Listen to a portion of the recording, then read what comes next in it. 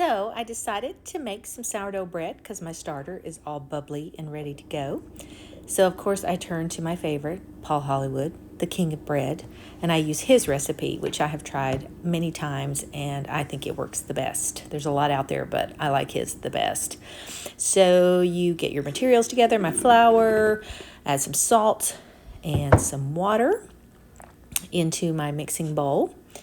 And then you're going to put that in the mixer, turn it on a low speed and kind of let everything marry and meet together, and then you'll increase the speed.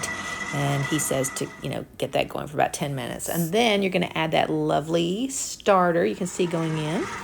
And I'm going to mix it for about another 15 minutes on a medium speed on the mixer. You can see it's kind of pumping along right there. And so I'm going to get my bowl ready with some olive oil because this bread's going to have to rest overnight.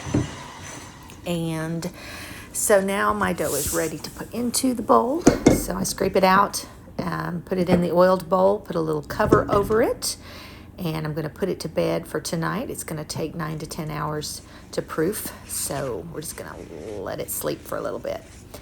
So then I thought, hey, what's better? Let's pick some butter to go with it. So I took some heavy whipping cream and I just beat it until it magically turns into butter. And you can see the butter separating from the liquid. And that liquid, of course, is buttermilk. So you can save that as well. You want to rinse your butter, and then I didn't form it out into a pretty pat, but this is the first time I'm doing it. So this is what it came out to be, and it tastes delicious. So next morning, you can see my dough has risen.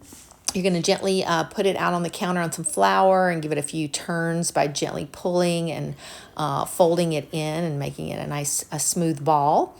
And then I'm going to put that into my little Banneton basket. You don't have to if you don't want to, and let it rest for another hour or two.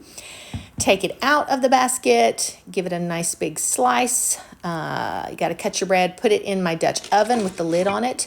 Bake it for about 30 minutes, take the lid off, bake it for another 20, and there you can see the lovely bread. So I cut a slice, put some of my homemade butter on it, and I thought, hey, it would be really, really good in a grilled cheese sandwich. So I cut some more, used my panini press, and made some grilled cheese. So there you go. There's my sourdough bread. I love it so much.